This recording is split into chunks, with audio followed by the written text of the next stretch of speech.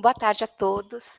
Primeiro eu quero agradecer pelo convite, ainda participar de um evento em homenagem ao Dr. Carline, que uma pessoa que fez tanto parte das nossas vidas, da minha, do Fábio, da Clarian e da Cultive. E agradecer ao convite da Bruna e de todos os envolvidos no evento. Muito obrigada. E obrigada por compartilhar a mesa com companheiros de luta, Eric, principalmente, que já conhece desde o início, né, Eric? E vamos lá. Bom, eu sou da Cultive, Associação de Cannabis Saúde, sou mãe daquela menininha ali, ó, chamada Clarian. Sou membro da Plataforma Brasileira de Política de Drogas. Agora vocês estão me ouvindo? Bom, não tem como eu falar sobre associativismo e associações e a Cultive sem falar do caso da minha filha. Então, eu só vou dar um breve relato, breve mesmo, só para vocês entenderem como chegamos a fundar a associação. Bom, a Clarian tem síndrome de Dravet, que é uma epilepsia severa com risco de morte súbita. Nós vivíamos correndo contra o tempo. Com 5 meses e meio, a Clarian começou a convulsionar, foi quando a nossa vida virou de cabeça para baixo. E muitas crianças de Dravet, até antes da cannabis, a gente descobrir que cannabis é remédio, eu prefiro falar maconha, que maconha é remédio, porque é onde está a raiz do problema, é na maconha. As pessoas, elas se incomodam em ouvir a palavra maconha, mas não se incomodam em ver um genocídio por causa dela. Então, eu prefiro falar, é uma provocação mesmo. Então, a Clarian, ela realmente, muitas crianças não chegavam na adolescência, então a gente vivia correndo realmente contra o tempo. E depois que em julho de 2013, foi quando eu vi o caso da Charlotte Fide com a mesma síndrome da Clary, foi quando a primeira coisa que passou pela minha cabeça, eu falei para o meu marido, que está aqui, o Fábio, vamos pegar na biqueira, né? E imagina, eu não sabia nem que era THC, CBD, e foi quando eu vi em um dos artigos, naquele mesmo dia, dizendo que THC era substância perigosa, tudo mentira, mas eu não sabia, então fiquei com medo de pegar. Mas, enfim, foi um divisor de águas na nossa vida. E foi, aí, resumindo tudo, que eu estou pulando um monte de coisas, aí foi quando, em 2014, de tanta luta eu tentando importar, foi onde conheci o Dr. Carline, com o simpósio, o 4º simpósio internacional de cannabis medicinal, e foi um divisor na vida do Brasil, na vida da cannabis no Brasil. A partir daí vieram várias pessoas, vários profissionais da saúde do Brasil inteiro nesse evento, e foi lá onde eu conheci o doutor Ricardo Ferreira, que aqui é uma imagem do Fantástico, que foi quando o nosso... eu prefiro. Muito obrigada. Tá ligado? Estão me ouvindo? Tá. Obrigada. Então, aí foi quando o doutor Ricardo Ferreira, conheci ele, aqui é uma imagem dele, que foi aparecendo no Fantástico, inclusive no nosso caso, que ele fazia parte da Rede Secreta, no Rio de Janeiro, que foi quando eu já tinha começado a dar o óleo para minha filha, que nós trouxemos fora do Brasil ilegalmente, né, que chamava a gente como tráfico. E foi quando eu descobri que ele fazia o óleo junto com uma rede secreta, chamada como Rede Secreta, que eram várias pessoas, que inclusive o Eric, não sei se fez parte, mas o Eric também é parceiro dessas pessoas. Segredo. É segredo, que não é mais rede secreta, né? A rede secreta virou uma Abra Cannabis. Então, o doutor Ricardo Ferreira foi pioneiro de saber com extração de óleo, foi pioneiro em trazer a cepa Harlet Sul, da Califórnia, que foi a variedade que salvou a minha filha. E a partir daí, a nossa vida mudou completamente. Eu ouvi a doutora Manu falando dos pacientes, das mães falando, meu filho era não verbal e começou a falar. Para vocês terem uma ideia, a Clara, ela não transpirava desde bebê. E eu sempre perguntava para a médica, para a neuro, por que ela não transpirava. Até que nós conseguimos achar, anos depois, um artigo dizendo que fazia parte também da síndrome do Dravet. E não eram todos os Dravets que tinham falta de sudorese. E com isso ela tinha muito problema nos rins, ela tinha ela inchava, enfim, ela vivia sempre adoecida, ela não podia nem tomar sol e nem caminhar até a esquina, porque já aquecia o corpo e ela já convulsionava. Então, assim, e quando minha filha, depois de 4 meses tomando óleo, ela começou a transpirar, tudo foi melhorando. Hoje minha filha diminuiu 80% das crises convulsivas, ela não falava como ela está falando, bastante com as pessoas, com a Patrícia, com a Elaine, as pessoas que ela conheceu agora, ela não falava desse jeito, ela andava sempre segurando com o joelho semiflexionado, ela se automutilava, tentava arrancar o dente com a mão, escorria sangue, ela batia a cabeça na parede, enfim, várias coisas. E hoje a minha filha, realmente ela se conectou com a vida. Hoje ela dialoga normalmente. Ela falava muito, mas ela falava tudo fora de contexto. Hoje a minha filha realmente ela vive, ela tem a conexão com a vida e graças à cannabis. E foi aqui é a Marcha da Maconha, não tem como eu não falar da Marcha da Maconha, porque foi o nosso primeiro grito de socorro em 2014, que eu, Fábio, a Clária deixamos ela no MASP com meu filho, porque ela não podia andar, mas eu e o Fábio levamos irmãos, irmãs, cunhados, cunhadas, só para fazer volume e todo mundo pensar que eram várias famílias, mas como família era só eu e ele. E deu certo, porque a mídia colocou lá como várias famílias. Então, a estratégia deu certo. E eu tenho um carinho pela marcha, e a marcha hoje reúne mais de 100 mil pessoas e reúne vários coletivos que lutam por direitos humanos no total. Eric é uma das pessoas que faz parte da Marcha da Maconha. Aqui foi em 2015 que nós fomos para o Chile aprender a extrair o óleo. Eu e o Fábio nós fomos, subsidiado pelo SESEC. E foi quando, em 2016, nós tivemos o nosso habeas corpus, o direito de cultivar a cannabis. E, em final de 2013, eu já tinha montado uma página no Facebook, e desde o final de 2013 até 2016, então vocês imaginam quantas mães, quantos pacientes tinham, a gente só trocando experiência, e eu já doava óleo junto com a rede secreta para esses pacientes, e eu fazia o acolhimento, tudo com a rede secreta. E foi quando a Cultive, ela nunca foi um projeto, nunca pensamos em montar uma associação, ela foi um processo de dor, de luta, que virou um propósito, e sem a gente saber, a gente já estava atuando como associação. E foi quando a gente viu a necessidade, realmente, de montar uma associação para criar mais força de luta aqui em São Paulo. Então, foi quando eu e o Fábio, nós tivemos o propósito, nós fizemos um propósito de criar a associação, porque a minha filha ela recebeu o óleo de graça por 3 anos da rede secreta. E foi realmente que salvou a vida da minha filha, porque na época custava $500 um frasco de óleo. Era impossível. Era praticamente o meu salário na época, não tinha como. E para a gente poder retribuir isso para a sociedade, a gente fez um propósito de doar o excedente da Clarion, e com isso fundamos uma associação. E doamos realmente durante 5 anos, sem cobrar nem o SEDEX, a gente cobrava. E a gente continua doando para essas pessoas. E fundamos a associação, e vimos a necessidade de fundar a associação com um curso. Porque imagina, né, 2016, se 2013 já tinha preconceito, 2016 ainda tinha. E muito. Hoje ainda tem, né?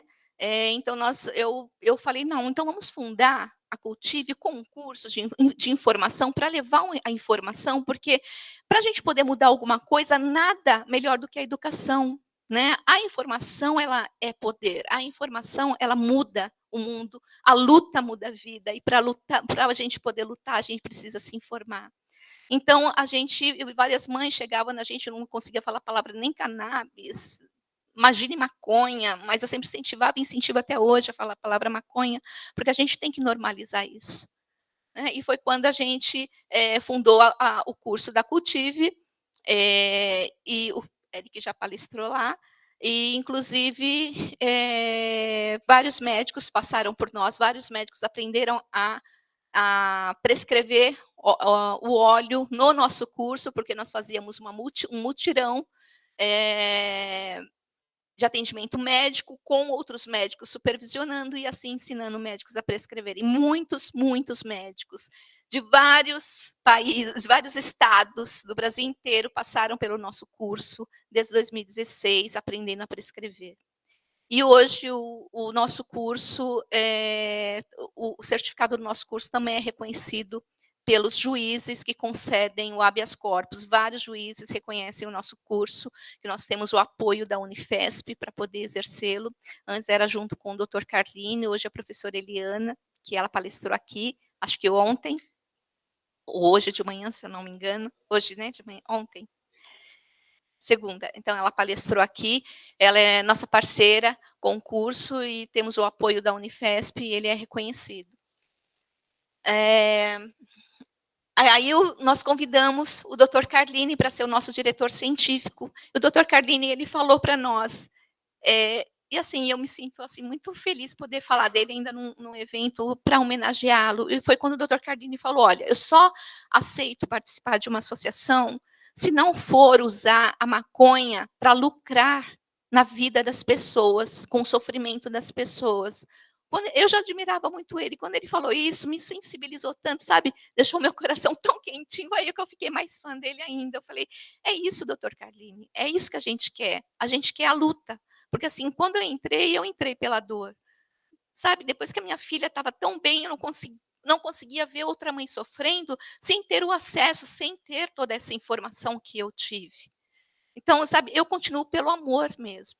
E foi quando o doutor Carlini, ele até mesmo no quarto de hospital, nos últimos dias dele, que ele estava muito, muito, sabe, debilitado, ele ainda me chamava para fazermos reuniões, para fazermos projeto de pesquisa, inclusive no Dravet, com a cannabis. Assim, ele era insaciável com pesquisas com a cannabis. E aí eu, Fábio, na diretoria, a Gabriela Lima, como advogada, o Renato Fileve, nosso neurocientista, que era o braço direito do Dr. Carlini. E esse foi um certificado que nós demos para ele numa homenagem para ele em vida, que nós demos para ele fizemos bem bonito uma placa para ele quando ele aceitou ser nosso diretor científico. E é uma honra para nós. E o associativismo, ele realmente ele é um movimento social que busca unir as pessoas ou grupos com interesses comuns. E isso a gente já tinha. Ele promove o fortalecimento da comunidade, defende os interesses coletivos e não individuais. Né? Quando é porque não é você colocar os seus interesses individuais à frente das necessidades humanas. Isso é muito importante estar claro numa sociedade, numa associação. Se for interesses individuais, aí não é uma associação, é uma empresa. Aí você esquece a palavra associação. Tudo é no coletivo. Né? E criar uma rede de apoio. E o associativismo, ele é para gerar uma mudança. E gerar mudança é mexer com as pessoas. Então, quando eu friso a palavra maconha, é mesmo para mexer com as pessoas, é para elas entenderem que temos que normalizar isso. E por causa desse nome, muitas pessoas estão morrendo todos os dias e normalizam isso. Já normalizaram isso. Então, eu cutuco mesmo. Né? Então, para fazer o caminho, nós fizemos andando. Ninguém sabia nada. Nós não sabíamos nem dose, como que era a dose, nós não sabíamos como preparar a maconha, como preparar o óleo. A dose, nós começamos com 20 gotas para clária, que já deu um boom de melhora, depois foi declinando, aí depois zerei, aí foi começando do menos aos pouquinhos, com aquela curva U, ao contrário, até chegarmos na curva. Quando chegamos na dose, na época, 6 gotas. Poxa vida, foi a melhor resposta. E nisso nós fomos compartilhando com as mães, e foi quando nós descobrimos que o menos na parte neurológica, o menos é mais. Então, assim, foi uma luta que ela cresceu de baixo para cima, continua crescendo e movimentando de baixo para cima, onde cultivadores ensinando mães e pais a cultivarem, que o Fábio é o nosso cultivador, o pai, mães ensinando médicos a prescreverem, que eu ensinei a minha médica a prescrever lá em fevereiro de 2014. Eu não sei prescrever, doutora, coloca isso. E a Anvisa aceitou, sabe? Então, e mães ensinando médicos a dosarem, porque os médicos dosavam por peso.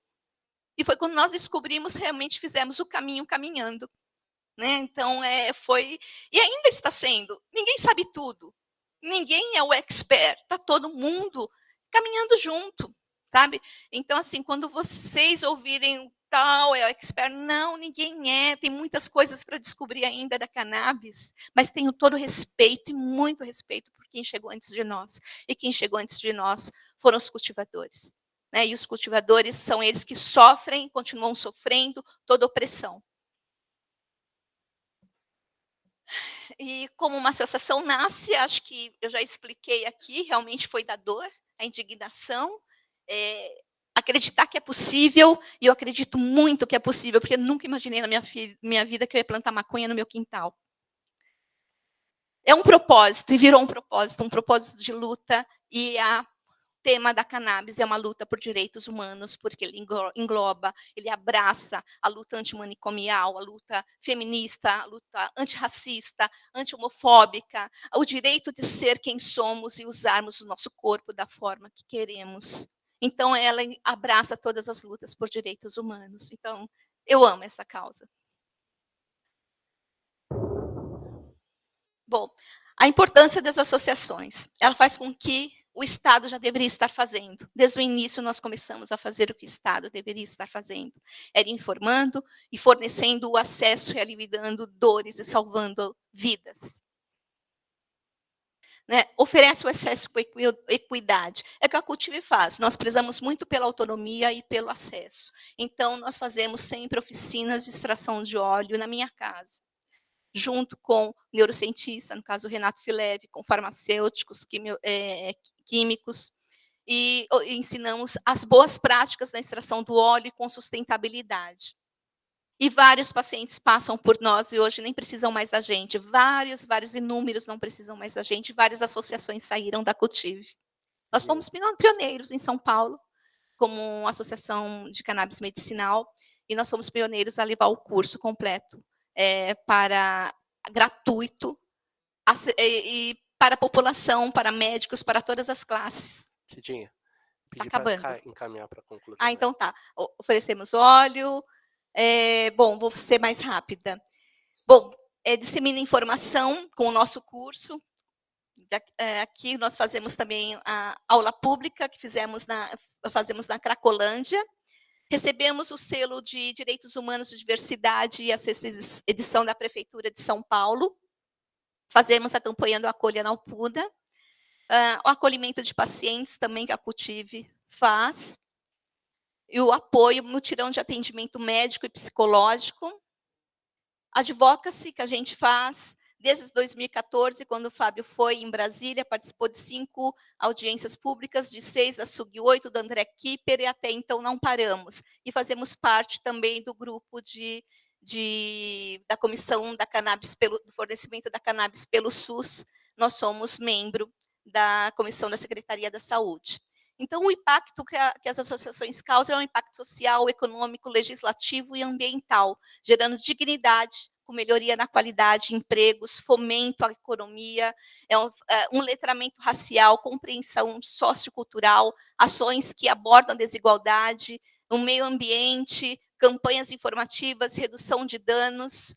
E temos vários desafios que eu nem vou ler, porque eu quero até falar para vocês os desafios que nós temos. Estamos prestes a ter uma regulamentação aí, que estamos correndo o risco muito grande de não sermos incluídos nessa regulamentação, mas a luta não para. Nós queremos, por mais que tenha uma regulamentação, e se formos incluídos, nós sabemos que não será da forma que nós queremos. Então, nós vamos lutar cada vez mais. E depois de 12 anos de luta, nós não temos mais que provar o óbvio para ninguém. E se alguém não acredita, provavelmente deve se beneficiar dessa proibição.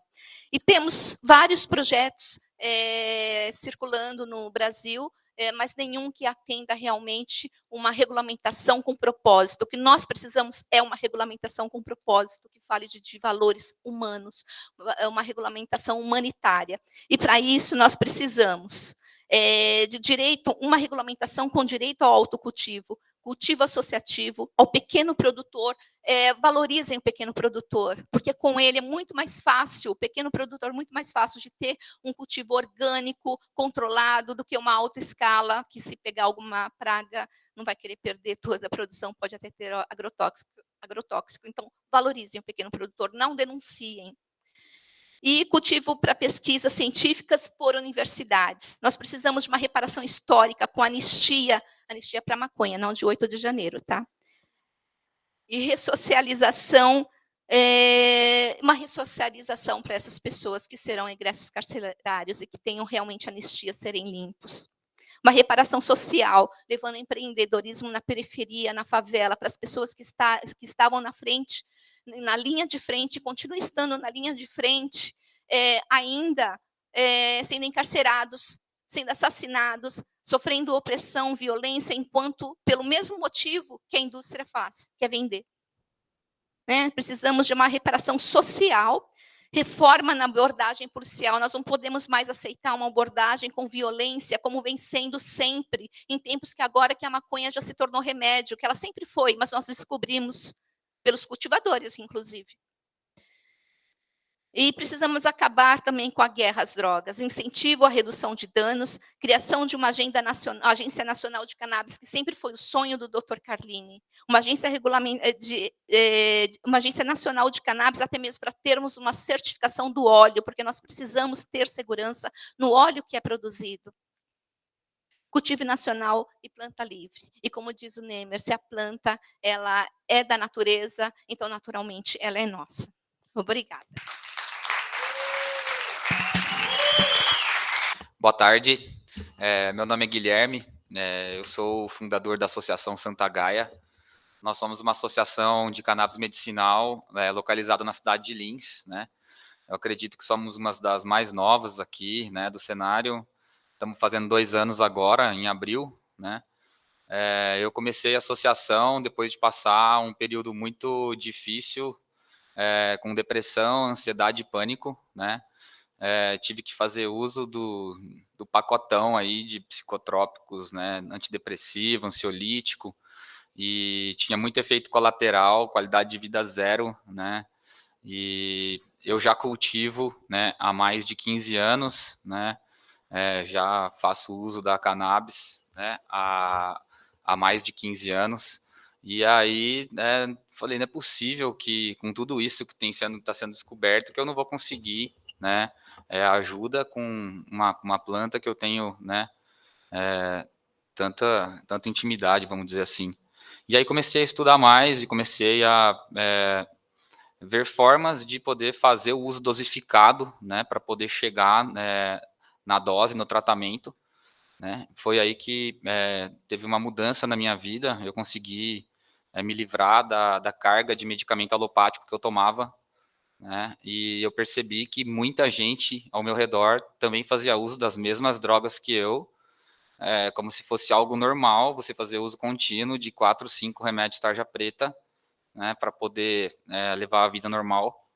Então, eu comecei a estudar mais e a reunir pessoas, e foi quando eu conheci o Antônio, né, que é parte da Flor da Vida, né, que me apresentou depois o Enor, o Vitor e todo o pessoal, e abriu as portas para a gente construir algo semelhante ao que eles tinham ali, né, para conseguir levar principalmente informação, porque eu acho que hoje o preconceito que tem a gente tem que combater com cada vez mais informação. Então, a gente faz um trabalho em rede social e de toda forma que a gente pode, participando de eventos e tal, para poder levar essa informação cada vez mais longe, né? Porque dessa forma a gente consegue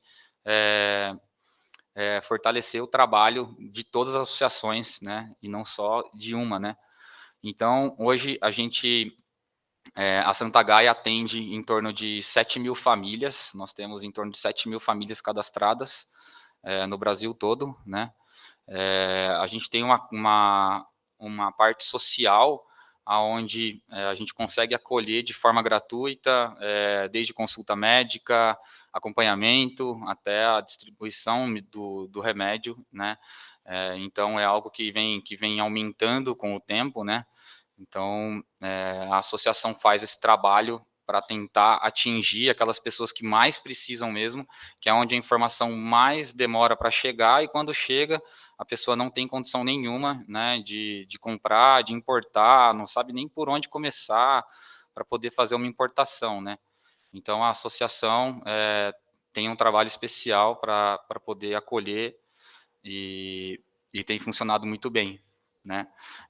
A Associação Santa Gaia, da mesma forma que a Flor da Vida fez com a gente, né? A gente tem outras associações que procuram a gente constantemente, querendo começar o trabalho, né? E a gente tem as portas 100% abertas para isso, desde métodos de produção até métodos de cultivo, parte burocrática, assessoria jurídica, tudo mesmo que a gente pode fazer para ajudar a fortalecer o cenário, para ajudar a fazer nascer novas associações, né?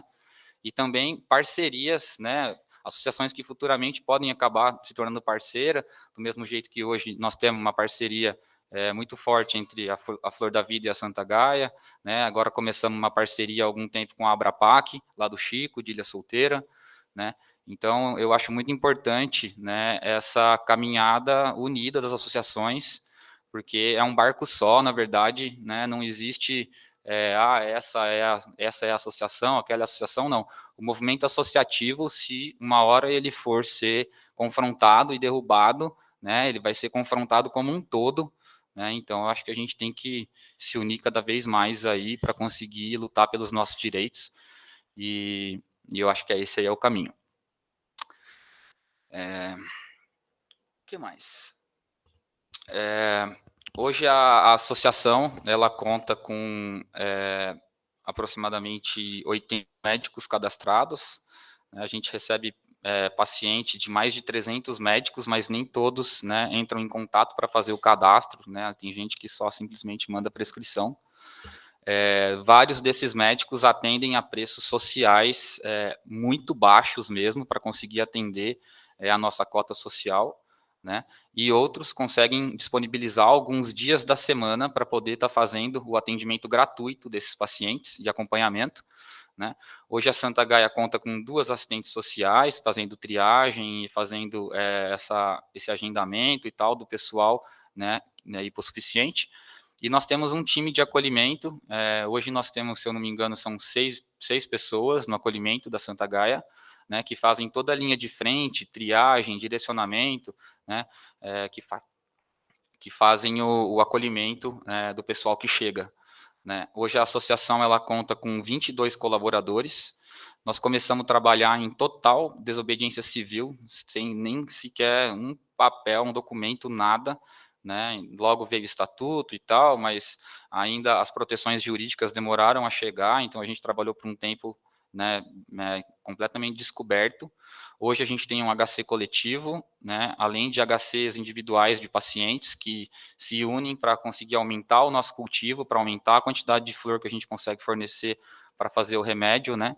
E agora estamos com o processo judicial, o civil, né, em Brasília, aguardando, né, decisão, para poder ver se a gente consegue uma autorização efetivamente, né, porque hoje a gente trabalha protegido por um habeas corpus, que impede que a gente seja preso, mas que não nos dá o direito efetivo de fazer o que a gente está fazendo, né.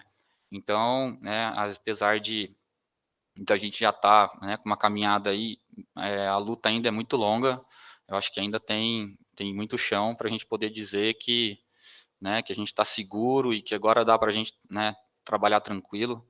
Acho que tem muita luta ainda. E acho que não. Hoje o nosso cultivo ele conta com uma estufa de 300 metros, é um cultivo indoor coberto, né? A gente tem em torno de 400 pés e isso não é suficiente para atender todos os nossos pacientes, né? A gente tem que contar com a ajuda de associações maiores, né, que fazem parceria com a gente para poder conseguir manter, né, essa produção, para poder conseguir atender todo mundo, né? E eu acho que é isso, né? Eu acho que eu consegui apresentar legal a associação. Vou deixar a palavra com o Enor agora. Antes de passar para o Enor, fazer uma breve reflexão, brevíssima. Isso vai muito em encontro, né, com o que a gente estava falando mais cedo, pessoal, de que o fato social ele vem obrigando o Estado a dar uma resposta. Quer dizer, o movimento, a realidade jurídica da maconha no Brasil, ela é puxada por esses atores, por essas atrizes, né, as mães, os pacientes e as associações, cada um à sua maneira. O Enô vai apresentar agora um pouco da vivência dele enquanto presidente de associação, mas aqui a gente já teve 2 amostras claras de trajetórias distintas e de pressões vividas distintas. E aí eu quero, para concluir minha fala e passar para você, Enô, dizer que eu tenho uma preocupação do ponto de vista da história, que é o rumo que a gente está caminhando e como que vai ficar a realidade. A gente estava falando agora no almoço, né?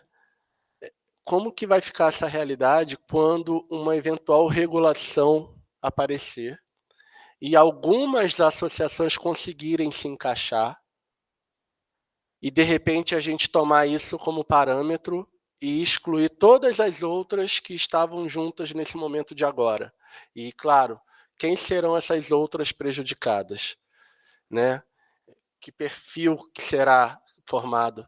Então, essa é uma preocupação que eu compartilho na mesa com presidentes de associações. Eu, enquanto consultor jurídico de associação, tenho essa preocupação, procuro levar esse debate, essa reflexão, para que fique realmente uma preocupação de não soltar a mão quando a barca passar, não soltar a mão de quem não conseguir embarcar, né? Então, por favor, né?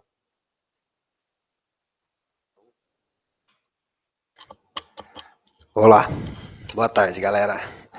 Prazer enorme estar aqui na mesa com os feras, a Cidinha, com o Eric e o Gui, parceiro. E vamos lá, dar minha contribuição. Acho que falei um pouco já sobre a Flor da Vida, mas às vezes quem não estava presente, vou voltar a falar um pouquinho, contar e aproveitar para atualizar algumas coisas que a gente vem fazendo, porque tantas coisas acontecendo que às vezes o pessoal que nos acompanha, até mesmo o pessoal que está na luta com a gente, não consegue acompanhar. Então, acho que um momento oportuno também para estar contando para a galera que a gente está conseguindo fazer e também os anseios com a regulamentação que vem, que eu acredito que para esse ano a gente vai avançar ou resolver muitas dessas situações. Eu já acreditava nisso há vários anos atrás e nunca aconteceu, então eu sigo acreditando. Eu acredito que a discussão está apertando, né? O STJ forçando e a gente com casos piores, né? Não vamos dizer, né? O STJ forçando por conta da DNA Soluções, uma empresa com fins lucrativos. E a gente já no judiciário, já há muito mais tempo falando de sem fins lucrativos e ainda com vulnerabilidade social. Então, só que também os nossos processos não chegaram lá, então esse é o nosso medo. Será que vamos ser contemplados ou não? E aí eu acho que talvez o Padilha, agora assumindo o Ministério da Saúde, como médico e já conhecendo associações, talvez a gente seja contemplado. Mas a Flor da Vida nasce pelo Eduardo, que é o filho da minha irmã. Depois que ele nasceu e a gente foi pesquisar sobre autismo, viu que não sabia nada e poucos se sabiam também. E aí a gente continua a pesquisa e chega na cannabis. Eu faço o óleo para ele de 2 plantas e dá 70 frascos, tratamento para 4 anos. Eu falei, poxa, deve ter feito alguma coisa errada nisso aqui, né? Porque os caras querem me vender um por 2.000, aqui eu fiz 70 frascos, né? Lá no banheiro de casa e tal, que as plantas que eram para mim até. E aí é onde que eu queria entrar numa reflexão, que já vou entrar já, só terminar essa breve apresentação da Flor da Vida, que hoje a gente atende 20.000 pessoas, são 92 pessoas para dar conta de todo esse trabalho. Metade dessas 92 pessoas são para projetos sociais, não é para produção e nem para cultivo, né? Talvez seja até... Aí sim, hein?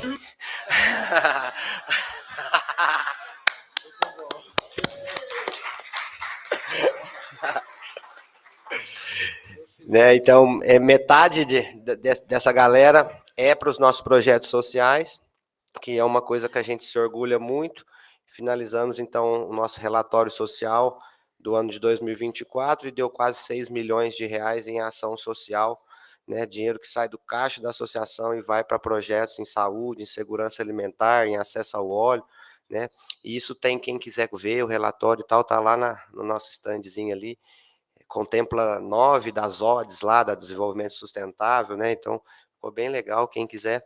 Mas essa história a gente já vem contando, eu queria fazer uma reflexão, porque a gente está aqui nesse ambiente acadêmico e ouvimos várias pessoas, e aí eu fico refletindo bastante coisa, né? Porque a Flor da Vida eu encaro como uma oportunidade que vem ajudando muitas pessoas, e isso é muito claro. Eu acho que ninguém conhece o trabalho de associações, vê da cannabis e é contra ainda, porque, pô, você vê um contexto ali de ajuda. Mas a Flor da Vida, desde o início e até hoje, e aí a gente viu na manhã falando sobre o uso da maconha para dependentes químicos, que os próprios usuários já sabem, e aí você vê um monte de gente também que usa a cannabis de via tradicional aí, e que acaba se tratando sem saber, e a gente sabe, aquele que só usa quando chega do trabalho, ou que só usa quando... E aí, a reflexão que eu queria trazer é o seguinte: a Flor da Vida hoje ela atende mais de 3.000 autistas, mais de 4.000 epiléticos, mais de 50 esquizofrênicos, e a maioria é ansiedade e depressão. Com um óleo, então, para quem não sabe, a Flor da Vida só tem óleo predominante THC. Então, tudo que vocês ouviram, o Chiquetelli falando dos animais, as pessoas que falam que toma, que melhora e tal, a gente não tem outro óleo. O nosso óleo ele sempre foi 10 de THC para 1 de CBD. Hoje a gente diminuiu um pouco, mas vamos voltar essa linha para 10. Hoje ele é 3 de THC para 1 de CBD. Tudo que vocês ouvirem da Flor da Vida, que toma, que é bom, que isso, aquilo, é com óleo predominante THC, que para mim se assimila muito próximo do uso tradicional. Então, a gente falou aqui dos usuários que mesmo se relatam, eu quando não quero usar crack, eu dou uns tragos ali e tal. Ou a outra que usa só para trabalhar, ou outro que só usa depois da academia, várias coisas que acontecem que eu vejo a Flor da Vida replicando com um pouco mais de responsabilidade, com resultado tremendo, né? Então, desde sempre, e agora ficando cada vez mais claro, o remédio em seu potencial e que talvez mereça um pouco então de mais atenção e controle, para falar que a gente não é ativista 100%, é o THC. O restante a gente tem que ser tratado como suplemento alimentar, porque o próximo é o CBD e o resto, o CBG, o resto já é mais fraco ainda. A gente se encontra cada vez menos nas plantas. E a gente tem cada vez mais a proximidade com eles. Então, o brinco tem que ser colocado na caixa d'água e ser tratado como suplemento alimentar, como já é lá fora. E chega no Brasil. Quem não conhece óleo importado que chega no Brasil, que não tem tarja nenhuma? Eu conheço vários. Grau alimentício. Vem da importação para a Anvisa. Aqui, se for no Brasil, é tarja preta, mas vem vários importados sem tarja nenhuma. Porque lá nem de receita precisa. E aqui a gente ainda está encarando, está separando e colocando tudo no mesmo balaio, né? Então, perfeito, a gente evolui nas genéticas, né? A gente tem uma planta domesticada que você faz equilíbrio, né? Mas são mais de 50.000 genéticas conhecidas. A gente não pode escolher uma também para usar e falar que ela é boa para tudo e o resto não. Então, a Flor da Vida troca de genética a cada 6 meses, nossas plantas mães duram 1 ano e a gente vai fazendo um ciclo de genéticas, sempre com essa, vamos dizer, com essa maconha tradicional, porque vocês acham que alguém fuma maconha com CBD na rua? Então, todo mundo que se usa-se tradicionalmente, se falam que se sentem bem, ou que é com maconha predominante THC ou CBN, que degrada bastante também, é uma molécula interessante. Talvez substituiria muito o CBD por ser muito mais barato de produzir e bem parecido nos seus efeitos, calmante demais, bom para o sono, e aí talvez seja só aquecer o THC que rende muito, né, ao invés de ficar caçando CBD no galho, né, ou plantar também, o que fica muito caro e as pessoas usam muito, e isso é bom só para quem vende. Então, isso é suplementação, você usa quando precisa. Agora, quando a gente está falando de tratamento, pessoas que precisam... Claramente eu não estou falando de nada isolado, né? Eu estou falando de THC, mas vem um monte de CBD, vem um monte de CBN, vem um monte de outras coisas que a gente nem se preocupa em regular isso, e só os outros dois que influencia muito, né? Os próprios ácidos mesmo, a Anvisa não está nem aí. Não, quanto tem de CBD e THC? Tá bom, mas e o resto? E se o paciente andar no centro aí com o frasco no bolso e aquecer e desoxidar ou oxidar e aumentar, não estou nem aí. Né? E isso para mim é fitoterápico, aí nós estamos aí no berço dos fitoterápicos, é um prazer estar com essa galera da Unesp, porque eu sempre falei fitoterápico, e estou aprendendo para caramba, e aí uma das coisas que o professor sempre me disse, eu fico replicando aí, fitoterápico aceita 15% para cima ou para baixo, porque isso é seguro, caracteriza que essa planta, se você tomar 4 gotas ou 5 ou 6, você não tem nenhum risco apresentável, né? E aí nisso eu acho que é muito nessa linha de usar então a cannabis da forma que a gente mais se conhece no uso no Brasil, que a gente consegue fazer o que a gente faz. Uma planta trata 200 pessoas, isso é foda demais, gente. Por causa que uma criança usa 2 gramas por mês, porque é uma planta de alto THC. E 2 gramas por mês para uma criança em 40 dias é mais seguro do que um monte de coisas, do que o leite que ela toma, do que a sujeira que ela passa e põe na boca, que não tem nenhum benefício. E aí a gente está falando de uma coisa que pode acarretar alguma coisa, sim, de mal, que acho que nem 2 gramas a cada 40 dias, nem sei se a gente pode pontuar, mas de bem a gente sabe bastante o relato que chega para a gente. Né? Um dos óleos que a gente mais fornece é o verde, que vai 0,5 gramas de extrato, que é esses aí, que vai 2 e poucas gramas de flor. É muito seguro e muito barato para produzir. Possibilitou a gente fazer, então, um convênio lá com o Ribeirão Pires, atender 500 pessoas por mês de graça e o Estado atender 60. Por quê? Porque o CBD que eles compram é muito caro, mesmo que eles comprem em larga escala, ainda vai ficar umas 10 vezes mais caro do que produzir THC no Brasil, lá em Ribeirão Preto, onde foi considerado uma das cidades mais quentes do mundo. Onde que as flores, quem fez a visita na segunda-feira aí, pode deixar eu não mentir. São vários top budget desse tamanho, dessa grossura que, meu Jesus, eu não vi em lugar nenhum que eu fui. E olha que eu cultivo desde os meus 15 anos, porque eu sempre precisei. Então, gente, eu queria deixar esse recado, né? Maconha funciona. E no nosso clima tropical, as plantas de alto THC, elas vão, né? Eu recebi uma novidade aqui, que eu tô até assim que eu vou me aprofundar, acho que foi a professora Eliana. Não existe nada, não existe cannabis índica, não existe rudelares, tudo sativa, meu Deus, e agora? E aí elas são só só as espécies, não existe subespécie. Né? Então, pronto, eu sempre gostei da sativa mesmo, né? São plantas mais robustas, mais fortes, com mais rendimento, né? O Caigo também, tá rindo. Então, hoje, olhando num todo, eu vejo que a gente replica uma experiência social, que as pessoas já se fazem de uso, com um pouquinho mais de qualidade, é claro, né? E com outras vias de administração. Então, nada de novo, eu acho que é por isso que a gente tem tanto resultado. E aí eu anotei aqui... Quem não sabia que a flor da vida... Quem sabia que a flor da vida só tinha óleo de THC? Quem sabia? Levanta a mão. Quem achava que a gente tinha outro? CBD? É isso aí, não tem. Então, quando vocês ouvirem flor da vida, dê mérito a esse cara, porque além de tão potente, eu já vou acelerar para não extrapolar, é potente e eficaz e fácil de produzir, né?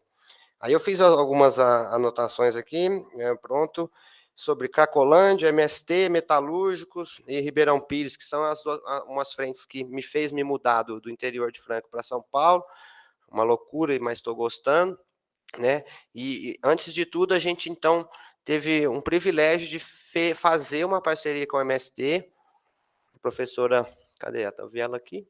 A Laure? Isso. Deve estar para lá. Ela contou um pouquinho sobre os Saberes da Terra, que é uma associação no Pernambuco, mas tem também na Paraíba, em Patos. Como é que chama? Daqui a pouco eu lembro. E foi uma parceria com a Secretaria Nacional, porque os caras são muito organizados, tem uma Secretaria Nacional que tem os seus setores de saúde, disso, daquilo, então é um prazer conversar com a Secretaria, com o Stedley, com o João Paulo, apresentar o que a gente já faz, e ficaram com a gente, porque quem lembra, desde quando foi a PL 399 que o Paulo protocolou, eles fizeram uma comissão e saíram andando aí, e o MST participou. Então, eles contaram que desde 2015 eles vêm visitando plantações e depois associações, foram para a Colômbia com com Lula, né, com representantes, ó, o Paulo junto, quanto deputado, e para nossa felicidade, diz que o nosso trabalho é o que mais se aproxima deles, porque eles foram visitar e a gente estava no auge da nossa horta orgânica, que estava muito linda, falando sobre segurança alimentar também, falando sobre a terra, falando sobre voltar a economia para os trabalhadores, para os associados de forma robusta, porque geralmente isso vem de forma muito tímida, né? E aí as pessoas não conseguem, no caso deles, os camponeses nunca conseguem se desenvolver tanto, né?